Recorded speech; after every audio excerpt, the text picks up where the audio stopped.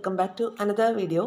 ഇന്ന് നമ്മൾ പഠിക്കുന്നത് ഓൾഡ് CRT സ്റ്റാൻഡേർഡ് 7-ലെ 6th ലെസൺ നിർമ്മലമായ പ്രകൃതിക്കായി. ഇപ്പോൾ കൃഷിയും പരിസ്ഥിതിയൊക്കെയായി ബന്ധപ്പെട്ട് അത് പൊതുജന ആരോഗ്യമായി ബന്ധപ്പെട്ടിട്ടുള്ള ഈ ചാപ്റ്ററാണിത്. അപ്പോൾ ഈ ചാപ്റ്ററിൽ കുറച്ച് കെമിസ്ട്രിയുടെ ഏരിയ വരുന്നുണ്ട്, കുറച്ച് ഡിസീസസ് വരുന്നുണ്ട്. അപ്പോൾ അങ്ങനെ അന്തരീക്ഷത്തിലെ ഘടകങ്ങൾ എന്തൊക്കെയാണ് അങ്ങനെയുള്ള കുറേ കാര്യങ്ങളാണ് ഈ ഒരു ചാപ്റ്ററിൽ വരുന്നത് കേട്ടോ. അപ്പോൾ നമുക്ക് നോക്കാം നിർമ്മലമായ പ്രകൃതിക്കായി. അപ്പോൾ ഏറ്റവും ആദ്യം ഒരു ലൈൻസ് വന്നിട്ടുണ്ട്, നോക്കാം. ആറ്റുവക്കത്തെ ഒരു മരം മണ്ണിൽ വേരൂന്നി വിണ്ണിൽ പടർന്ന് ആഴത്തിൽ ജലം തേടി പന്തലിച്ചങ്ങനെ നിൽക്കുന്നു. മണ്ണിൽ നിന്ന് ജലവും ലവണവും വലിച്ചെടുത്ത് വളരുന്നു. അന്തരീക്ഷത്തിൽ നിന്ന് പ്രാണവായു സ്വീകരിക്കുന്നു. കാർബൺ ഡയോക്സൈഡ് ഉപയോഗപ്പെടുത്തി ആഹാരം നിർമ്മിക്കുന്നു. മറ്റുള്ളവർക്കായി കരുതി വയ്ക്കുന്നു. സ്വീകരിച്ചതിനേക്കാൾ കൂടുതൽ പ്രാണവായു പുറത്തുവിടുന്നു. ഇനി എന്താ തന്നിരിക്കുന്ന ഒരു പട്ടികയാണ് കേട്ടോ. അപ്പോൾ എല്ലാ ജീവജാലങ്ങളും പ്രത്യക്ഷമായിട്ടോ പരോക്ഷമായിട്ടോ മണ്ണ്, വായു, ജലം എന്നീ ഘടകങ്ങളെ ആശ്രയിക്കുന്നുണ്ട്. മത്സ്യങ്ങളാണെങ്കിൽ ജലത്തിലെ വായു ശ്വസിക്കുന്നു. മണ്ണാണെങ്കിൽ എങ്ങനെയാ ജലാശയങ്ങൾ നിലനിൽക്കുന്നത് എവിടെയാണ്? മണ്ണിലാണ്. അതുപോലെ ജലത്തിലാണ് മത്സ്യങ്ങൾ ജീവിക്കുന്നത്. അപ്പം അങ്ങനെ ഓരോ ജീവിയും എന്ത് ചെയ്യുന്നുണ്ട്? പ്രത്യക്ഷമായിട്ടോ പരോക്ഷമായിട്ടോ മണ്ണ്, വായു, ജലം എന്നീ ഘടകങ്ങളെ ആശ്രയിച്ച് തന്നെയാണ് മുന്നോട്ട് പോകുന്നത്. ഇനി ഇവിടെ ഒരു എക്സ്പെരിമെൻ്റ് ഒക്കെയാണ് കൊടുത്തിട്ടുള്ളത്. മണ്ണിൽ ഈർപ്പമുണ്ടെന്ന് തെളിയിക്കാനുള്ള എക്സ്പെരിമെൻ്റ് ഒക്കെയാണ്. നമുക്കതൊന്നും ആവശ്യമില്ലല്ലോ. നമുക്ക് ആവശ്യമുള്ള ഭാഗങ്ങൾ മാത്രമാണ് നോക്കി പോകുന്നത്. ഇനി മണ്ണിലെ ജൈവാംശം തിരിച്ചറിയുന്നത് എങ്ങനെയാണെന്ന് കാണിക്കാനുള്ള ഒരു എക്സ്പെരിമെൻറ്റ് നമുക്കിവിടെ ഒരു പോയിൻ്റ് ആവശ്യമുള്ളതുണ്ട്. ഹൈഡ്രജൻ പെറോക്സൈഡ് വിഘടിച്ച് സ്വതന്ത്രമാകുന്ന ഓക്സിജൻ പുറത്തു വരുന്നത് മൂലമാണ് പതഞ്ഞു പൊങ്ങുന്നത്. ജൈവാംശം കൂടുതലുള്ള മണ്ണിൽ ഹൈഡ്രജൻ പെറോക്സൈഡ് വേഗത്തിൽ വിഘടിക്കും. അതായത് എന്താ കാര്യം എന്ന് വെച്ചാൽ ജൈവാംശത്തിലെ വ്യത്യാസമാണ് പറയുന്നത്. ജൈവാംശം കൂടുതലുള്ള മണ്ണ് തിരിച്ചറിയാൻ വേണ്ടി ഉപയോഗിക്കുന്ന സംയുക്തമാണ് ഹൈഡ്രജൻ പെറോക്സൈഡ്. ജൈവാംശം കൂടുതലുള്ള മണ്ണ് തിരിച്ചറിയാൻ വേണ്ടി ഉപയോഗിക്കുന്ന സംയുക്തമാണ് ഹൈഡ്രജൻ പെറോക്സൈഡ്. അപ്പോൾ ഈ ജൈവാംശം കൂടുതലുള്ള മണ്ണിൽ ഹൈഡ്രജൻ പെറോക്സൈഡ് വേഗത്തിൽ വിഘടിക്കും എന്നാണ് പറയുന്നത്. അതായത് മേൽമണ്ണിൽ ജൈവാംശം കൂടുതലായിരിക്കും. അപ്പോൾ മേൽമണ്ണ് എടുത്തിട്ട് നമ്മൾ ഈ ഒരു ടെസ്റ്റ് ചെയ്യുകയാണെങ്കിൽ അവിടെ വേഗത്തിൽ ഹൈഡ്രജൻ പെറോക്സൈഡ് വിഘടിക്കുന്നതായിട്ട് നമുക്ക് കാണാനായിട്ട് സാധിക്കും. ജൈവാംശം കൂടുതലുള്ള മണ്ണിൽ ഹൈഡ്രജൻ പെറോക്സൈഡ് വിഘടിച്ച് സ്വതന്ത്രമാകുന്ന വാതകം ഏതാണ്? ഓക്സിജൻ ആണ്. ജൈവാംശം കൂടുതലുള്ള മണ്ണിൽ ഹൈഡ്രജൻ പെറോക്സൈഡ് വിഘടിപ്പിച്ച് സ്വതന്ത്രമാകുന്ന വാതകം ഓക്സിജൻ ആണ്. അങ്ങനെ ഹൈഡ്രജൻ പെറോക്സൈഡ് വിഘടിപ്പിച്ച് സ്വതന്ത്രമാകുന്ന ഓക്സിജൻ പുറത്തു വരുന്നത് മൂലമാണ് എന്ത് ചെയ്യുന്നത്? ഇവിടെ പതഞ്ഞു പോകുന്നത്. ഓക്കെ, ഹൈഡ്രജൻ പെറോക്സൈഡ് വിഘടിച്ച് സ്വതന്ത്രമാകുന്ന ഓക്സിജൻ പുറത്തു വരുന്നത് മൂലമാണ് പതഞ്ഞു പോകുന്നത്. ജൈവാംശം കൂടുതലുള്ള മണ്ണിൽ ഹൈഡ്രജൻ പെറോക്സൈഡ് വേഗത്തിൽ വിഘടിക്കും. ഈ ഭാഗത്തുനിന്ന് ചോദ്യങ്ങൾ ചോദിച്ചിട്ടുള്ളതാണ്. പിന്നെ ഈ പോയിന്റ്സ് ഓർത്തിരിക്കണം. ജലലഭ്യത, ബാഷ്പീകരണ നിരക്കിലെ വ്യത്യാസം, ജലം സംഭരിച്ചു വെക്കാനുള്ള ശേഷിയിലെ വ്യത്യാസം, ജൈവാംശത്തിൻ്റെ അളവിലെ വ്യത്യാസം എന്നിവ മണ്ണിൻ്റെ ജലാംശം നിലനിർത്തുന്നതിൽ വ്യത്യാസം ഉണ്ടാകാനുള്ള കാരണമാണ്. ഇനി ജൈവസമ്പന്നമായിട്ടുള്ള മേൽമണ്ണ് രൂപപ്പെടുന്നത് അനേകം വർഷങ്ങൾ കൊണ്ടാണ്. മേൽമണ്ണ് ഏകദേശം ഒരടി കനത്തിൽ കാണപ്പെടുന്നു. മേൽമണ്ണിനെ അപേക്ഷിച്ച് അടിമണ്ണിൽ ജൈവാംശം വളരെ കുറവാണ്. മേൽമണ്ണ് വളരെ പ്രധാനപ്പെട്ടതാണ് എന്ന് മനസ്സിലാക്കി വയ്ക്കുക. ജീവികളുടെ നിലനിൽപ്പിന് ആധാരമാണ് മണ്ണ്. എല്ലാ പ്രദേശങ്ങളിലെയും മണ്ണ് ഒരുപോലെയല്ല. മണ്ണിൽ വായു, ജലം, ധാതുക്കൾ, ജൈവ വസ്തുക്കൾ എന്നിവ അടങ്ങിയിരിക്കുന്നു. ജൈവാംശം കൂടുതലുള്ള മണ്ണാണ് കൃഷിക്ക് യോജിച്ചത്. ജൈവാംശം കൂടുതലുള്ള മണ്ണാണ് കൃഷിക്ക് യോജിച്ചത്. ജൈവാംശം കൂടുതലുള്ള മണ്ണിന് ജലാകിരണ ശേഷിയും കൂടുതലാണ്. എന്നാൽ മണൽ മണ്ണിന് ജൈവാംശം കുറവായതിനാൽ ജലാകിരണ ശേഷിയും കുറവാണ്. ഫംഗസ്, ബാക്ടീരിയ തുടങ്ങിയ സൂക്ഷ്മജീവികൾ മണ്ണിലുണ്ട്. ഇവ ജൈവ വസ്തുക്കളെ വിഘടിപ്പിച്ച് മണ്ണിൻ്റെ ഫലപുഷ്ടി വർദ്ധിപ്പിക്കുന്നുണ്ട്. അപ്പോൾ മണ്ണിൻ്റെ ഫലപുഷ്ടി വർദ്ധിപ്പിക്കുന്നതിൽ ഈ സൂക്ഷ്മജീവികൾ വളരെയധികം പ്രാധാന്യം അർഹിക്കുന്നുണ്ട്. ഫംഗസ്, ബാക്ടീരിയ പോലുള്ള സൂക്ഷ്മജീവികൾ മണ്ണിലുണ്ട്. അവ എന്ത് ചെയ്യുന്നുണ്ട്? ജൈവ വസ്തുക്കളെ വിഘടിപ്പിച്ച് മണ്ണിൻ്റെ ഫലപുഷ്ടി വർദ്ധിപ്പിക്കുന്നുണ്ട്. ഓർത്ത് വെച്ചേക്കുക ഈ പോയിന്റ്സ് ഒക്കെ. ഇനി കൃഷിക്ക് അനുയോജ്യമായിട്ടുള്ള മണ്ണിലെ ഘടകങ്ങളാണ് പറയുന്നത്. ഏറ്റവും കൂടുതൽ എന്തായിരിക്കും? ധാതുക്കൾ 45% ധാതുക്കൾ, 25% ജലം, വായു 25%, ജൈവ വസ്തുക്കൾ 5%. കൃഷിക്ക് അനുയോജ്യമായിട്ടുള്ള മണ്ണിലെ ഘടകങ്ങൾ. അപ്പം നമ്മൾ എന്തൊക്കെ കാര്യങ്ങളാണ് ഈ ഭാഗത്ത് പറഞ്ഞത്? ജൈവസമ്പന്നമായിട്ടുള്ള മേൽമണ്ണ് രൂപപ്പെടുന്നതിന് അനേകം വർഷങ്ങൾ കൊണ്ടാണ്. അതുപോലെ മേൽമണ്ണ് ഏകദേശം ഒരടി കനത്തിലാണ് കാണപ്പെടുന്നത്. മേൽമണ്ണിനെ അപേക്ഷിച്ച് അടിമണ്ണിലെ ജൈവാംശം വളരെ കുറവാണ് എന്ന പോയിന്റും പറഞ്ഞു. അതുപോലെ മഴക്കാലത്ത് ജൈവസമ്പന്നമായ മേൽമണ്ണ് മഴവെള്ളത്തോടൊപ്പം ഒഴുകി പോകാനുള്ളൊരു കാരണമാണ് അല്ലേ. ഇവിടെ പറയുന്നുണ്ടത് മഴക്കാലത്ത് എന്ത് ചെയ്യും? ഈ ജൈവസമ്പന്നമായിട്ടുള്ള മേൽമണ്ണ് ഒഴുകിപ്പോവും. ഇനി അടുത്തത് മണ്ണൊലിപ്പ്. മണ്ണൊലിപ്പിനെ കുറിച്ചാണ്. മഴക്കാലത്താണ് മണ്ണൊലിപ്പ് കൂടുതലായിട്ട് കാണുന്നത്. മരങ്ങളുടെ വേരുകൾ മണ്ണിനെ ഒഴുകിപ്പോവാതെ പിടിച്ചു നിർത്തുന്നു. മരങ്ങളോ ചെടികളോ ഇല്ലാത്ത പ്രദേശത്ത് മണ്ണൊലിപ്പ് കൂടുതലായിരിക്കും. ചരിഞ്ഞ പ്രദേശത്തും മണ്ണൊലിപ്പിന് സാധ്യത കൂടുതലാണ്. മണ്ണിനും വേണ്ടാത്തത് എന്താണ്? ഉപയോഗിച്ച ശേഷം പല വസ്തുക്കളും നാം മണ്ണിലേക്ക് വലിച്ചെറിയാറില്ലേ? ഇവയിൽ ചില വസ്തുക്കൾ മണ്ണിൽ വിഘടിച്ച് ചേരുന്നവയാണ്. വിഘടിച്ച് ചേരാത്ത വസ്തുക്കൾ മണ്ണിന്റെ സ്വാഭാവിക ഘടനയ്ക്ക് മാറ്റം വരുത്തുന്നു. ഇത്തരത്തിൽ മണ്ണിന് ദോഷമുണ്ടാക്കുന്ന പ്രവർത്തനങ്ങൾ എന്തൊക്കെയാണെന്നാണ്. അതായത് പ്ലാസ്റ്റിക് പ്ലാസ്റ്റിക് വിഘടനത്തിന് വിധേയമാകുന്നില്ല. അത് ദീർഘകാലം മണ്ണിൽ നശിക്കാതെ കിടക്കുന്നു. മണ്ണിലേക്ക് ജലം ഇറങ്ങുന്നത് തടയുകയും ചെയ്യുന്നു. വേരുകളുടെ വളർച്ച തടസ്സപ്പെടുത്തുന്നു. അങ്ങനെ ഒരുപാട് ദൂഷ്യവശങ്ങളുണ്ട് പ്ലാസ്റ്റിക്കിന്. അതുകൊണ്ട് പ്ലാസ്റ്റിക് എന്ത് ചെയ്യരുത്? നമ്മൾ വലിച്ചെറിയരുത്. ഹരിതകർമ്മസേനയ്ക്ക് കൈമാറുക. രാസ കീടനാശിനികളെ കുറിച്ചാണ് പറയുന്നത്. രാസകീടനാശിനികൾ കൃഷി നശിപ്പിക്കുന്ന കീടങ്ങളെ മാത്രമല്ല ഉപദ്രവകാരികളല്ലാത്ത സൂക്ഷ്മജീവികളെയും നശിപ്പിക്കുന്നുണ്ട്. രാസവളങ്ങൾ മണ്ണിലെ ചില ഘടകങ്ങളുടെ അളവ് വർദ്ധിപ്പിക്കുന്നു. മണ്ണിരയെയും മണ്ണിലെ സൂക്ഷ്മ ജീവികളെയും നാശത്തിന് കാരണമാകുന്നുണ്ട്. മണ്ണിരയുടെയും മണ്ണിലെ സൂക്ഷ്മജീവികളുടെയും നാശത്തിന് രാസവസ്തുക്കൾ കാരണമാകുന്നുണ്ട്. ഇനി മാലിന്യ നിർമ്മാർജ്ജനത്തിന് എന്തൊക്കെ കാര്യങ്ങളാണ് ചെയ്യാനായിട്ട് സാധിക്കുന്നത്? മാലിന്യങ്ങൾ തരംതിരിച്ച് സംസ്കരിക്കൽ, ജൈവ മാലിന്യം ഉപയോഗിച്ച് കമ്പോസ്റ്റ് വളം നിർമ്മിക്കൽ, പ്ലാസ്റ്റിക്കിൻ്റെ ഉപയോഗം നിയന്ത്രിക്കൽ, വീണ്ടും ഉപയോഗിക്കൽ. ഓക്കെ, അപ്പോൾ മാലിന്യ നിർമ്മാർജ്ജനത്തിന് എന്തൊക്കെ കാര്യങ്ങളാണ് ചെയ്യാവുന്നത്? അപ്പോൾ ഇപ്പോൾ നമ്മളുടെ നാട്ടിൽ മാലിന്യ നിർമ്മാർജ്ജനം എന്ന് പറയുമ്പോൾ ഹരിതകർമ്മ സേനയ്ക്ക് വലിയൊരു പങ്കുണ്ട് അല്ലേ? അവരെന്ത് ചെയ്യുന്നുണ്ട്? മാലിന്യങ്ങൾ തരംതിരിച്ച് അവർ ഏറ്റെടുക്കുന്നുണ്ട്. പ്ലാസ്റ്റിക് വേറെ, ചില്ല് വേറെ, ആ രീതിയിൽ അല്ലേ. പിന്നെ ജൈവ മാലിന്യം ഉപയോഗിച്ച് കമ്പോസ്റ്റ് വളം നിർമ്മിക്കാം, പ്ലാസ്റ്റിക്കിൻ്റെ ഉപയോഗം നിയന്ത്രിക്കാം. അതുപോലെ തന്നെ നമുക്ക് റീസൈക്കിൾ ചെയ്യാം, റീയൂസ് ചെയ്യാം അല്ലേ. ഇനി ആകുലയാമോരഴുക്കുചാലായി. കുട്ടിക്കാലത്ത് ഞങ്ങൾ ഈ തോട്ടിലെ വെള്ളത്തിലാണ് കുളിച്ചിരുന്നത്. എല്ലാ കാലത്തും ഇത് ജലസമൃദ്ധമായിരുന്നു. കുടിക്കാനൊഴികെ മറ്റാവശ്യങ്ങൾക്കെല്ലാം ഇതിലെ വെള്ളമാണ് ഞങ്ങൾ ഉപയോഗിച്ചിരുന്നത്. ക്രമേണ വീടുകളുടെ എണ്ണം കൂടി. അതിനനുസരിച്ച് ഹോട്ടലുകളും കച്ചവട സ്ഥാപനങ്ങളും വർദ്ധിച്ചു. അവിടെ നിന്നെല്ലാം അല്പാൽപമായി മലിനജലവും മറ്റു മാലിന്യങ്ങളും തോട്ടിലെത്തി. കുറച്ചു കാലം കഴിഞ്ഞപ്പോൾ മാലിന്യങ്ങൾ വർദ്ധിച്ചു വന്നു. ഇന്ന് ദൂരസ്ഥലങ്ങളിൽ നിന്ന് പോലും ആളുകൾ ഈ മാലിന്യങ്ങളും ഈ തോട്ടിൽ കൊണ്ടിടുന്നു. മാലിന്യങ്ങളും അഴുക്കുജലവും നിറഞ്ഞ് ദുർഗന്ധം പരത്തുന്ന ഒരു അഴുക്കുചാലായി ഇത് മാറി. എന്നെങ്കിലും ഈ തോടിന് ഒരു പഴയ കാലം തിരിച്ചു കിട്ടുമോ? ഒരപ്പാപ്പൻ നിന്ന് ആലോചിക്കുകയാണ് അല്ലേ. ഓക്കെ, ഇനി എന്താ പറയുന്നത്? ജലസ്രോതസ്, അതുപോലെ തന്നെ അവിടുത്തെ ജലത്തിൻ്റെ അവൈലബിൾ ആയിട്ടുള്ള ജലത്തിൻ്റെ ശതമാനവുമാണ്. അപ്പോൾ നമുക്ക് ലഭ്യമായ ശുദ്ധജലത്തിൻ്റെ അളവ് എത്രത്തോളം ആണെന്നാണ് ലാസ്റ്റിലേക്ക് പറഞ്ഞു വരുന്നത്. ശരിക്കും എന്താണ്? സമുദ്രജലം 96.5%, 96.5%, മഞ്ഞുപാളി 1.73%, ഭൂഗർഭജലം 1.69%, അന്തരീക്ഷത്തിൽ 0.001%, തടാകങ്ങളിൽ 0.001%, മറ്റുള്ളവ 0.078. അപ്പോൾ നിങ്ങളുടെ പ്രദേശത്ത് ശുദ്ധജലം ലഭിക്കുന്നതിന് എന്തെല്ലാം ജലസ്രോതസ്സുകളാണ് ഉള്ളതെന്ന് കണ്ടുപിടിക്കാനാണ് കുട്ടികളോട് പറഞ്ഞിരിക്കുന്നത്. ഓക്കെ, അപ്പോൾ ഇവിടെ ജലത്തിൻ്റെ ഗുണനിലവാരം കൊടുത്തിട്ടുണ്ട്. നോക്കാം. ജലത്തിൻ്റെ ഗുണനിലവാരം ഏത് ആവശ്യത്തിന് ഉപയോഗിക്കുന്നു എന്നതിനെ ആശ്രയിച്ചാണ് നിർണ്ണയിക്കുന്നത്. ഏറ്റവും ഉയർന്ന ഗുണനിലവാരം ആവശ്യമുള്ളത് കുടിവെള്ളത്തിനാണ്. ജലത്തിൽ വിവിധ ധാതുക്കൾ, ഓക്സിജൻ, സൂക്ഷ്മജീവികൾ, ആലേയ മാലിന്യങ്ങൾ എന്നിവ അടങ്ങിയിട്ടുണ്ട്. ഇവയുടെ ഏറ്റക്കുറച്ചിലുകൾ ജലത്തിൻ്റെ ഗുണനിലവാരത്തെ സ്വാധീനിക്കുന്നു. ശുദ്ധമായ ജലത്തിന് നിർവീര്യ സ്വഭാവമാണ്. അതായത് ശുദ്ധജലത്തിൻ്റെ pH 7 ആണ്. ആസിഡും അല്ല, ബേസും അല്ല അല്ലേ. അതാണെന്ത്? നിർവീര്യ സ്വഭാവം, ന്യൂട്രൽ ആണെന്ന് പറഞ്ഞത്. കുടിവെള്ളമായി ഉപയോഗിക്കാൻ 6.5 to 7.5 വരെ pH ഉള്ള വെള്ളം നമുക്ക് കുടിവെള്ളമായിട്ട് ഉപയോഗിക്കാം. അപ്പോൾ ശുദ്ധജലത്തിൻ്റെ pH 7 ആണ്.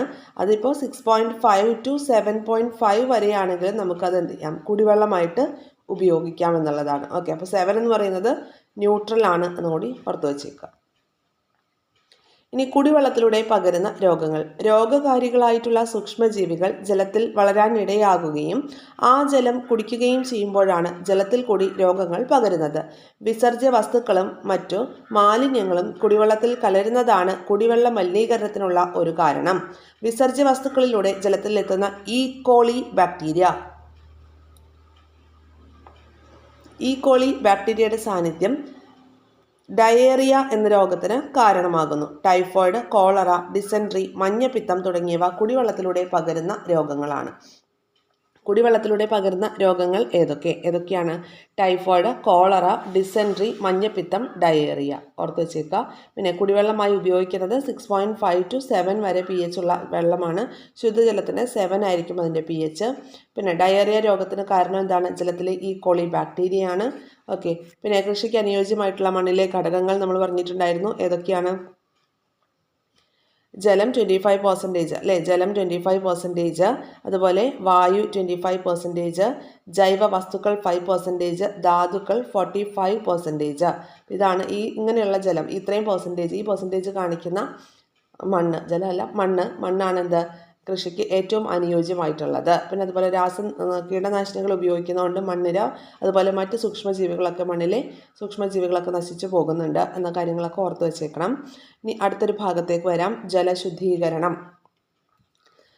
അപ്പോൾ ജലശുദ്ധീകരണവുമായി ബന്ധപ്പെട്ട് നിങ്ങളുടെ പ്രദേശത്ത് ജലശുദ്ധീകരണത്തിനായി പരമ്പരാഗതമായി സ്വീകരിച്ചു വരുന്ന രീതികളൊക്കെ പരിചയപ്പെട്ടല്ലോ. അവ ഏതൊക്കെയാണ് എന്നൊക്കെയാണ് ചോദിച്ചിരിക്കുന്നത്.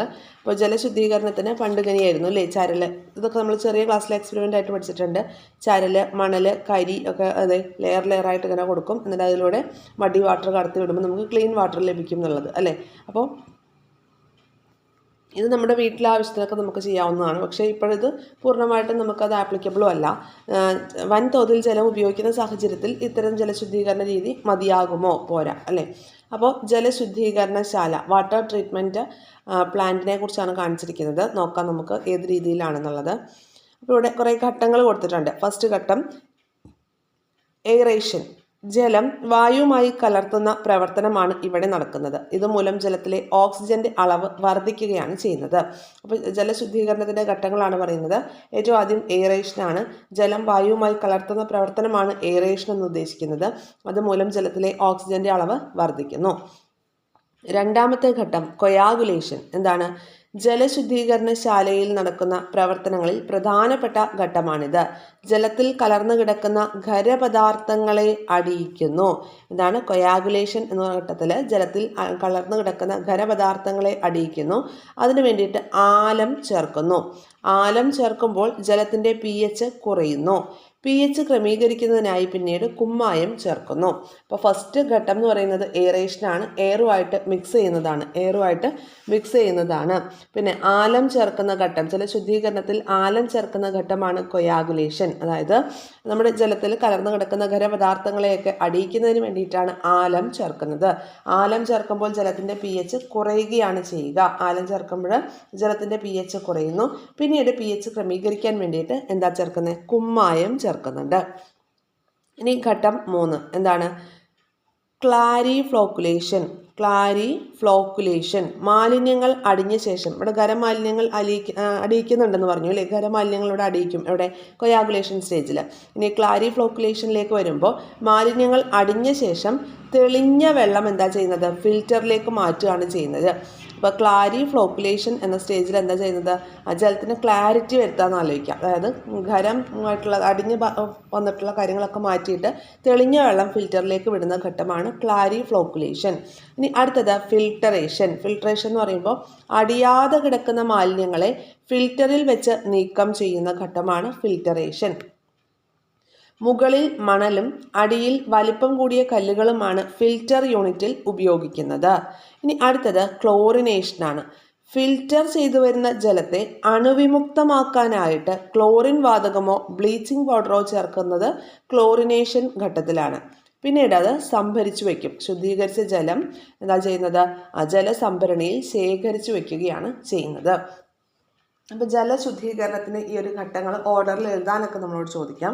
അപ്പോൾ എയറേഷൻ, കൊയാഗുലേഷൻ, ക്ലാരിഫ്ലോക്കുലേഷൻ, ഫിൽട്രേഷൻ, ക്ലോറിനേഷൻ, സംഭരണം. ഏറ്റവും ആദ്യത്തെ ഘട്ടം എയറേഷനാണ്. എന്താണ്?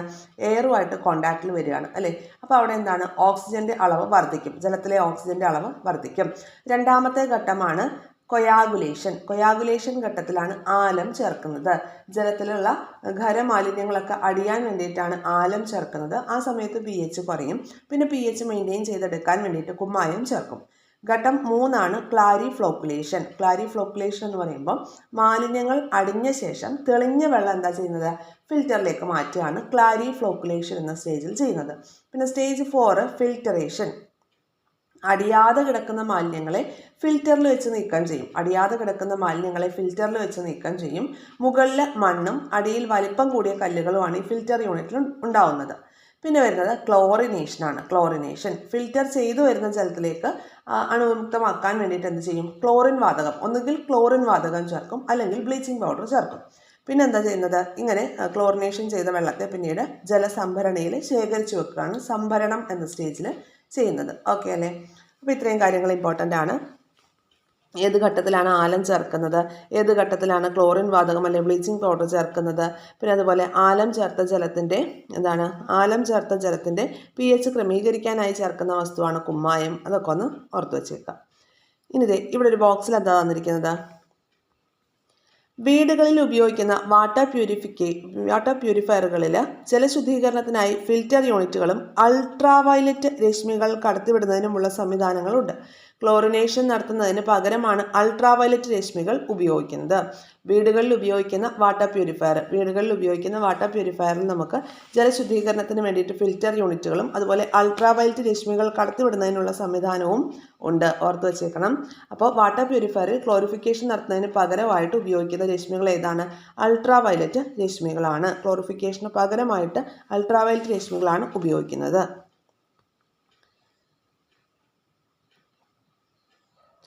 ഇനി മലിനമാകുന്ന വായു. അന്തരീക്ഷ വായുവിലെ ഘടകങ്ങളാണ് ഇവിടെ തന്നിരിക്കുന്നത്. കഴിഞ്ഞ ഒരു ചാപ്റ്ററിൽ നമ്മൾ പഠിച്ചതാണ്. ഇത് വളരെ ഇമ്പോർട്ടൻ്റ് ആണ്. PSC ഒരുപാട് തവണ ചോദിച്ചിട്ടുള്ളതാണ് കേട്ടോ. അപ്പോൾ ആദ്യം നൈട്രജൻ. ഓക്കെ, അന്തരീക്ഷ വായുവിൽ ഏറ്റവും കൂടുതലുള്ള ഘടകം ഏതാണ്? നൈട്രജൻ ആണ്, 78%. ഓക്സിജൻ ആണെങ്കിൽ 20.9%. Carbon dioxide 0.03%. മറ്റുള്ളവ 1.07%. ഓക്കെ, അപ്പോൾ nitrogen, oxygen, carbon dioxide, മറ്റുള്ളവ എന്ന അളവിലാണ് നമുക്ക് തന്നിരിക്കുന്നത്. ഏറ്റവും കൂടുതൽ നൈട്രജൻ ആണ് 78%, ഓക്സിജൻ 20.9% ആണെന്നുള്ള കാര്യം. ചില പുസ്തകങ്ങളിൽ 21% എന്ന് കാണാറുണ്ട്. അപ്പോൾ നൈട്രജൻ 20.9 അല്ലെങ്കിൽ 21% നമ്മൾ ഓപ്ഷൻ അനുസരിച്ച് എഴുതണം. അപ്പോൾ ഈ ഒരു പെർസെൻറ്റേജ് ഒന്ന് ഓർത്തിരിക്കുക. അന്തരീക്ഷ വായുവിലെ സ്വാഭാവിക ഘടകങ്ങളുടെ അളവ് വ്യത്യാസപ്പെടുകയോ അന്യവസ്തുക്കൾ വായുവിൽ കലരുകയോ ചെയ്യുമ്പോൾ വായു മലിനമായി എന്ന് പറയാം. കൂടിയ തോതിലുള്ള മലിനീകരണം ഗുരുതരമായിട്ടുള്ള ആരോഗ്യ പ്രശ്നങ്ങൾ സൃഷ്ടിക്കുന്നുണ്ട്.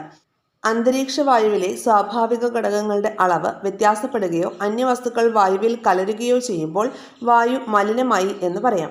കൂടിയ തോതിലുള്ള മലിനീകരണം എന്ത് ചെയ്യുന്നുണ്ട്? ഗുരുതരമായിട്ടുള്ള ആരോഗ്യ പ്രശ്നങ്ങളൊക്കെ നമുക്ക് സൃഷ്ടിക്കുന്നുണ്ട്. ഇനി കാർബൺ മോണോക്സൈഡ്. ഇവിടെ വാതകം, അതിൻ്റെ സ്രോതസ്, ദൂഷ്യവശങ്ങൾ എന്തൊക്കെയാണെന്ന് തന്നിട്ടുണ്ട്. അപ്പോൾ കാർബൺ മോണോക്സൈഡ് മണ്ണ് മലിനമാകുന്നതിൽ വളരെയധികം പെർസെൻറ്റേജ് ഉള്ള ഒരു വാതകമാണ് കാർബൺ മോണോക്സൈഡ്. വാഹനങ്ങളിൽ നിന്നുള്ള പുക കാർബൺ മോണോക്സൈഡിൻ്റെ സ്രോതസ്സാണ്. അത് മനുഷ്യ ശരീരത്തിലെത്തിയാൽ ഹീമോഗ്ലോബിനുമായി ചേർന്ന് കാർബോക്സി ഹീമോഗ്ലോബിൻ ഉണ്ടാകുന്നു. രക്തത്തിന് ഓക്സിജനെ ആഗിരണം ചെയ്യാനുള്ള ശേഷി കുറയ്ക്കുകയും ചെയ്യും. ഇനി കാർബൺ ഡൈ ഓക്സൈഡ് ആണെങ്കിലോ, നമ്മൾ വിറക് കത്തിക്കുമ്പോൾ, കൽക്കരി എന്നിവ കത്തുമ്പോഴൊക്കെ എന്ത് ചെയ്യുന്നുണ്ട്? കാർബൺ ഡൈ ഓക്സൈഡാണ് പുറത്തു വരുന്നത്. അത് ആഗോള താപനത്തിന് കാരണമാകുന്നു. ആഗോള താപനത്തിന് കാരണമായിട്ടുള്ള വാതകമാണ് carbon dioxide. Carbon monoxide ആണെങ്കിലോ, മനുഷ്യ ശരീരത്തിലെ ഹീമോഗ്ലോബിനുമായിട്ട് അത് മിക്സ് ആയിട്ട് കാർബോക്സി ഹീമോഗ്ലോബിൻ ഉണ്ടാവും. ഈ കാർബോക്സി ഹീമോഗ്ലോബിൻ കാരണം എന്ത് ചെയ്യും? രക്തത്തിന് ഓക്സിജനെ ആഗിരണം ചെയ്യാനുള്ള ശേഷി കുറയും. ഇനി സൾഫർ ഡൈ ഓക്സൈഡ് ഫാക്ടറികളിൽ നിന്നൊക്കെയാണ് പുറന്തള്ളുന്നത്. അപ്പോൾ കണ്ണിന് അസ്വസ്ഥത, ശ്വാസകോശ അർബുദം, ആസ്മ എന്നിവയ്ക്കൊക്കെ കാരണമാകുന്നുണ്ട്. നൈട്രജൻ ഓക്സൈഡ് വാഹനങ്ങളിൽ നിന്നും ഫാക്ടറികളിൽ നിന്നുമൊക്കെ പുറന്തള്ളുന്നതാണ്. അമ്ലമഴയ്ക്ക് കാരണമാകുന്നു. അപ്പോൾ ഈ ഒരു ബോക്സ് ഇമ്പോർട്ടൻ്റ് ആണ്, ചോദ്യം വന്നിട്ടുള്ളതാണ് കേട്ടോ. അപ്പോൾ ഒന്ന് പ്രത്യേകം ശ്രദ്ധിച്ചു വെച്ചേക്കാം. പ്രത്യേകം ശ്രദ്ധിച്ചു വെക്കേണ്ട ഏരിയാസാണ് നമ്മൾ ഈ സ്റ്റാർ ഇട്ട് പോകുന്നത്. അപ്പോൾ ഒന്നുകൂടെ നോക്കാം. കാർബൺ മോണോക്സൈഡ് എന്ന് പറയുമ്പോൾ വാഹനങ്ങളിലെ പുകയിൽ ഏറ്റവും കൂടുതലുള്ളത് ഏതാണ്? കാർബൺ മോണോക്സൈഡ് ആണ്. അപ്പോൾ അത് മനുഷ്യ ശരീരത്തിലെ ഹീമോഗ്ലോബിനുമായി ചേർന്ന് കാർബോക്സി ഹീമോഗ്ലോബിൻ ഉണ്ടാവുകയും അത് രക്തത്തിലെ ഓക്സിജൻ സംവഹന ശേഷി, ആഗിരണം ചെയ്യാനുള്ള ശേഷി കുറയുകയാണ് ചെയ്യുന്നത്. പിന്നെ കാർബൺ ഡൈ ഓക്സൈഡ് എന്ന് പറയുമ്പോൾ വിറക്, കൽക്കരി എന്നിവ കത്തുമ്പോഴാണ് അത് ആഗോള താപനത്തിനാണ് കാരണമാവുന്നത്. പിന്നെ സൾഫർ ഡൈ ഓക്സൈഡ് എന്ന് പറയുമ്പോൾ ഫാക്ടറികളിൽ നിന്ന് പുറന്തള്ളുന്നതാണ്. അത് നമുക്ക് എങ്ങനെയാണ് എഫക്റ്റ് ആവുന്നത്? നമ്മുടെ കണ്ണിന് അസ്വസ്ഥത ഉണ്ടാവാം, അതുപോലെ ശ്വാസകോശ അർബുദത്തിന് കാരണമാണ്, ആസ്മ എന്നിവയ്ക്കൊക്കെ കാരണമാവുന്നുണ്ട്. നൈട്രജൻ ഓക്സൈഡ് ആണെങ്കിൽ വാഹനങ്ങളിൽ നിന്നും ഫാക്ടറികളിൽ നിന്നുമൊക്കെ പുറന്തള്ളുന്നു, അമ്ലമഴയ്ക്ക് കാരണമാകുന്നു. ഇനി വളരുന്ന നഗരത്തെക്കുറിച്ചാണ് തന്നിരിക്കുന്നത്. ഈ ഭാഗത്തൊന്നും നമുക്കങ്ങനെ വലിയ പോയിൻറ്റ്സ് ഒന്നുമില്ല. അടുത്ത രീതിയിലോട്ട് നമുക്ക് വരാം. ഇവിടെ കണ്ടോ, സുസ്ഥിര വികസനത്തിന് വേണ്ടി നമുക്ക് എന്തെല്ലാം കാര്യങ്ങൾ ചെയ്യാം. വൃക്ഷങ്ങൾ വെച്ചുപിടിപ്പിക്കാം, പൊതുഗതാഗതം പ്രയോജനപ്പെടുത്താം, മലിനീകരണ നിയന്ത്രണ നിയമങ്ങൾ പാലിക്കാം, പിന്നെ അതുപോലെ ഉണ്ടാകുന്നിടത്ത് തന്നെ മാലിന്യങ്ങൾ സംസ്കരിക്കുക. പിന്നെ മറ്റൊരു പോയിന്റാണ് ഇലക്ട്രോണിക് വസ്തുക്കളും പ്ലാസ്റ്റിക് വസ്തുക്കളും ഉപയോഗിച്ച ശേഷം വലിച്ചെറിയാതിരിക്കൽ. ഓക്കെ, അപ്പോൾ ഇതൊക്കെയാണ് നമുക്ക് സുസ്ഥിരമായിട്ടുള്ള വികസനത്തിന് വേണ്ടി ചെയ്യാവുന്ന കാര്യങ്ങൾ. അപ്പോൾ ഇത്രയും പോയിന്റ്സാണ് ഈ ഒരു ചാപ്റ്ററിൽ ഉള്ളത് കേട്ടോ. അപ്പോൾ ഈ ഒരു ചാപ്റ്റർ എന്ന് പറയുന്നത് പൊതുജന ആരോഗ്യവുമായി ബന്ധപ്പെട്ട് വരുന്ന ഒരു ലെസനാണ്. പിന്നെ നമ്മൾ പഠിച്ചത് നിർമ്മലമായ പ്രകൃതിക്കായി എന്ന് പറയുന്ന ചാപ്റ്ററാണ്. അപ്പോൾ ഈ ചാപ്റ്റർ നമുക്ക് ഒന്നുകൂടി ഒന്ന് കൺക്ലൂഡ് ചെയ്ത് പറയുകയാണെങ്കിൽ ഏറ്റവും ആദ്യം നമ്മൾ പറഞ്ഞ എന്തിനെക്കുറിച്ചാണ്? ജൈവാംശത്തെക്കുറിച്ചാണ്. മണ്ണിലെ ജൈവാംശം വ്യത്യാസം ഉണ്ടാവാനുള്ള ഘടകങ്ങളെക്കുറിച്ച് പറഞ്ഞു. മേൽമണ്ണിൽ ജൈവാംശം കൂടുതലായിരിക്കും, എന്നാൽ മണൽ ജൈവാംശം കുറവായിരിക്കും. പിന്നെ ഹൈഡ്രജൻ പെറോക്സൈഡ് വിഘടിക്കുമ്പോൾ പുറത്തു വരുന്ന വാതകം ഏതാണ്? ഓക്സിജനാണ്. ഹൈഡ്രജൻ പെറോക്സൈഡ് ജൈവാംശം കൂടുതലുള്ള മണ്ണിൽ ഹൈഡ്രജൻ പെറോക്സൈഡ് വേഗത്തിൽ വിഘടിച്ച ശേഷം പുറത്തുള്ള വാതകം ഓക്സിജനാണ്. ഇനി മണ്ണിലെ ഘടകങ്ങളൊക്കെ പഠിച്ചു. പിന്നെ അതുപോലെ ശുദ്ധജലത്തിൻ്റെ pH 7 ആണെന്ന് പറഞ്ഞു. പിന്നെ കുറച്ച് രോഗങ്ങൾ പറഞ്ഞു അല്ലേ. ജലത്തിലൂടെ പകരുന്ന രോഗങ്ങൾ ഏതൊക്കെയായിരുന്നു? ടൈഫോയിഡ്, കോളറ, ഡിസെൻട്രി, മഞ്ഞപ്പിത്തം, ഡയേറിയ. ടൈഫോയിഡ്, കോളറ, ഡിസെൻട്രി, മഞ്ഞപ്പിത്തം, ഡയേറിയ എന്നിവയാണ്. പിന്നെ ജലശുദ്ധീകരണത്തിൻ്റെ ഘട്ടങ്ങൾ നമ്മൾ പറഞ്ഞിട്ടുണ്ടായിരുന്നു. വളരെ ഇമ്പോർട്ടൻ്റ് ആണ് ഈ ഒരു ഭാഗം. എന്തൊക്കെയാണ്? Aeration, coagulation, clariflocculation, filtration, chlorination, സംഭരണം. ഓക്കെ, പിന്നെ ആലം ചേർക്കുന്ന കാര്യം, കുമ്മായം ചേർക്കുന്ന കാര്യമൊക്കെ പറഞ്ഞു. വാട്ടർ പ്യൂരിഫയറിലാണെങ്കിൽ അൾട്രാവയലറ്റ് രശ്മിയാണ്. പിന്നെ അന്തരീക്ഷ വായുവിലെ ഘടകങ്ങളെക്കുറിച്ച് പറഞ്ഞു. ഏറ്റവും കൂടുതൽ നൈട്രജൻ ആണ്, പിന്നീട് വരുന്നത് ഓക്സിജൻ ആണെന്ന് പറഞ്ഞു. പിന്നെ ഈ ഒരു box carbon monoxide, carbon dioxide, sulphur dioxide, nitrogen ഓക്സൈഡുകൾ, ഇതിൻ്റെയൊക്കെ ദൂഷ്യവശങ്ങൾ എന്തൊക്കെയാണെന്ന് നമ്മൾ പറഞ്ഞു അല്ലേ. അപ്പോൾ ഇത്രയൊക്കെ കാര്യങ്ങളാണ് നമുക്ക് ഈ ഒരു ചാപ്റ്ററിൽ പഠിക്കാനായിട്ടുള്ളത്. പിന്നെ സുസ്ഥിര വികസനത്തിന് വേണ്ടിയിട്ട് നമുക്ക് എന്തൊക്കെ കാര്യങ്ങൾ ചെയ്യാം അല്ലേ. മലിനീകരണം കുറയ്ക്കാനായിട്ട് വൃക്ഷങ്ങൾ വെച്ചുപിടിപ്പിക്കാം, പൊതുഗതാഗത സൗകര്യം പ്രയോജനപ്പെടുത്താം, മലിനീകരണ നിയന്ത്രണ നിയമങ്ങൾ പാലിക്കാം, ഉണ്ടാകുന്നിടത്ത് തന്നെ മാലിന്യങ്ങൾ സംസ്കരിക്കാം, ഇലക്ട്രോണിക് വസ്തുക്കളും പ്ലാസ്റ്റിക് വസ്തുക്കളും ഉപയോഗിച്ച ശേഷം വലിച്ചെറിയാതിരിക്കാം, പിന്നെ നമ്മുടെ വീട്ടിലുള്ള പ്ലാസ്റ്റിക് മാലിന്യങ്ങളൊക്കെ ഹരിതകർമ്മ സേനയ്ക്ക് കൈമാറാം. അപ്പോൾ ഇത്രയുമാണ് നമുക്ക് ഈ ഒരു ചാപ്റ്ററിൽ പഠിക്കാനായിട്ടുള്ള പോയിന്റ്സ് എന്ന് പറയുന്നത്. വളരെ ഇമ്പോർട്ടൻ്റ് ആയിട്ടുള്ള കുറച്ച് പോയിന്റ്സ് ഉണ്ട്. അപ്പോൾ തീർച്ചയായിട്ടും നല്ല രീതിയിൽ പഠിക്കുക, സ്പീഡ് കൂട്ടിയിട്ട് വീണ്ടും റിവൈസ് ചെയ്യുക. നമ്മുടെ ടെലഗ്രാം ചാനലിലേക്ക് ജോയിൻ ചെയ്ത് വീക്ക്ലി സ്റ്റഡി പ്ലാനുകളും അത് ബേസ് ചെയ്തിട്ടുള്ള എക്സാംസും ഒക്കെ ഫ്രീ ആയിട്ട് ആക്സസ് ചെയ്യുക. കൂടാതെ ചാനൽ സബ്സ്ക്രൈബ് ചെയ്ത് കാണാത്തവരൊക്കെ സബ്സ്ക്രൈബ് ചെയ്ത് കാണുക, ലൈക്ക് ചെയ്യുക, ഹൈപ്പ് ചെയ്യുക, കമൻറ്റ് ചെയ്യുക. Thank you all.